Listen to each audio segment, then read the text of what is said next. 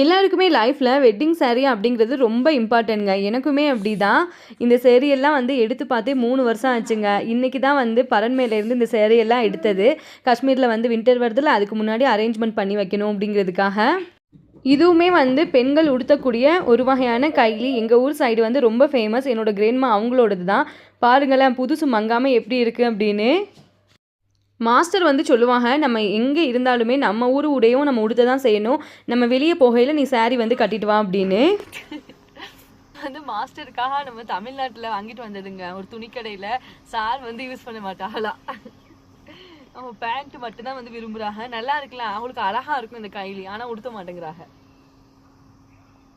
வந்து அப்ப வீடு வந்து இல்லாததுனால எல்லாத்தையும் இந்த பரன்மேடை மர வீட்டுல வந்து பரன்மேடை தான் வந்து எடுத்து போட்டிருந்தோம். இன்னைக்கு வந்து சாருக்கு தீபாவளியை முன்னிட்டு லீவ் வந்து விட்டுருந்தாங்க. அப்படிங்கிறதுக்காக தான் எல்லா துணிமணியும் எடுத்து தப்பி காய வச்சுட்டுங்க. தேங்க்ஸ் ஃபார் வாட்சிங்.